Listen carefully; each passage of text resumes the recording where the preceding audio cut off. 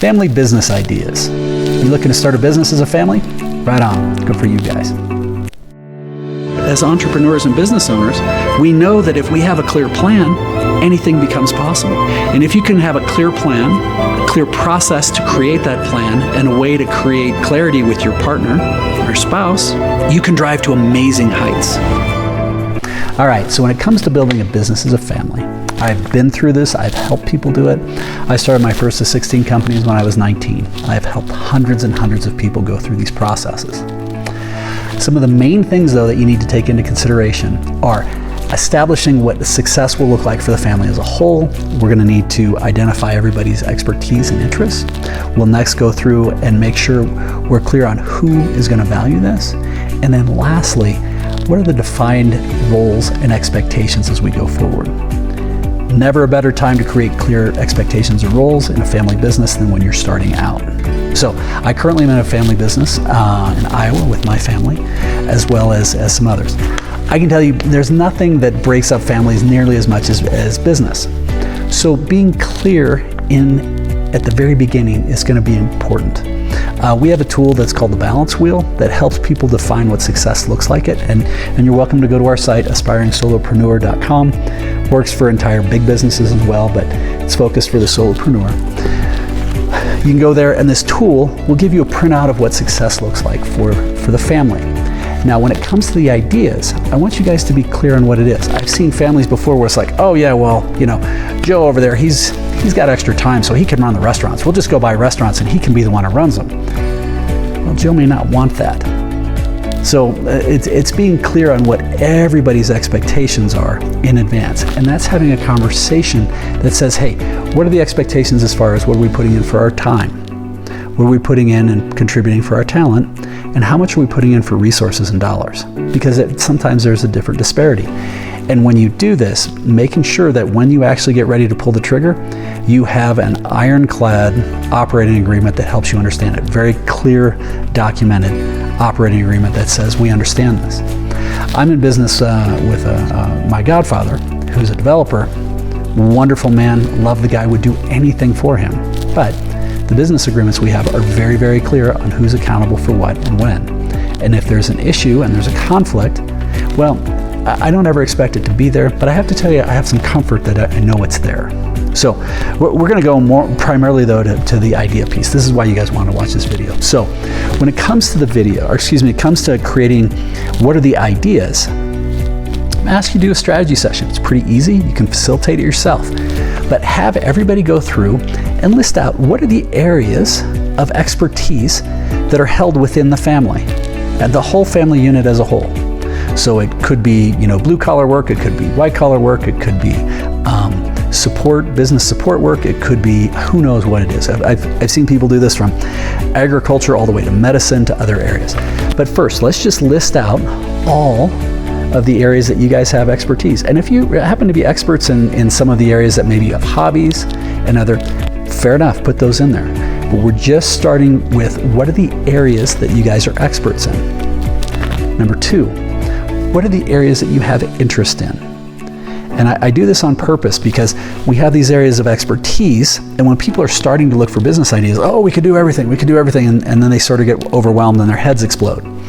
But if you can start saying, well, we have this area of expertise, and we're really interested in these things, overall, okay, great. Ideally, then you're going to start seeing a mesh or an intertwining between the two. It's like, well, holy smokes, we are great at doing these professional services, and we love helping these groups here.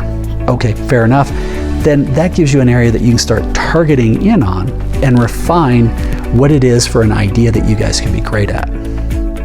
So the next step is going to be, okay, if we start going sort of in this general direction as a family, and you may end up doing this 2 or 3 times, who do we know out there that we could talk to about this? Who would have interest in what we'd be offering? You're not selling it yet. Be very, very clear. You're not selling this yet. You're just introducing the ideas of this is kind of what we're looking at. You're in this area or field or whatever it may be. If you were in our shoes, what would you be looking at? How would you approach that? And actually in the course, we talk a lot about how you go through and vet your ideas. How do you find others in these communities? Now, if You don't know anybody in the community in those areas. Fair enough. Start reaching out to other people who you think might be interested or are already doing it. Now, a lot of times people are resistant because like, well, I don't want to step on anybody's toes, or they might be competition, or I don't want to let them know what I'm doing. I promise you that's not going to be the case. They're either going to be too busy, or they're going to be an ass. If they are, let them go. Don't worry about those people. But more often than not, they're going to be like, yeah, you know what? I tried that, but it didn't work because I did this. Or, you know, we didn't do it, but I think if you approached it this way, it might be great. And what's interesting is that they will actually start to help you get better. I usually say when you're looking at a business idea, if you can get it about 80% of the way there, conceptually, then go out and start talking to people. And let those people help you finish up what the last 20% of that idea looks like. So if you're thinking, I want to go do this and this, great. Talk to somebody that's like, okay, yeah, you know, I like this idea. If you guys were able to add this or this tweak here, you know what, I think I might actually like to use you guys. Well, now you're starting to transition to where you're building a custom fit. Now, maybe you can do it, maybe you can't, but it helps you start to clarify what is the product, service, or offering that we're providing. All right, so then the next step is going to be clarifying within the family, what are the roles and responsibilities? Who's accountable for what as we grow this business? So if you're looking at buying a franchise or something like that, they have their own vetting process, and you may not be doing the same thing. You may choose to go out on your own individual idea.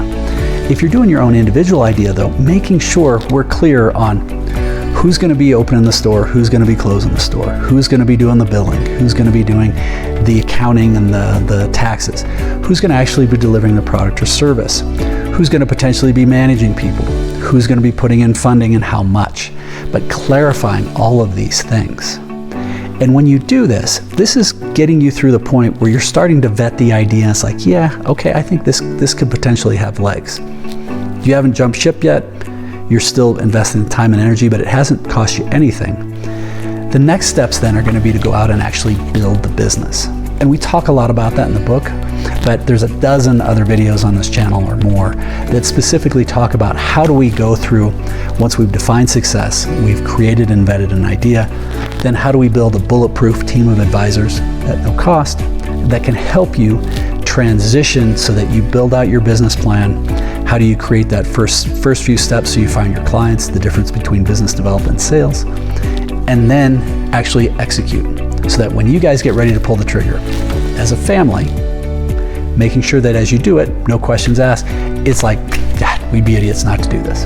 That to me, when you can achieve that no-brainer status, you know you've won.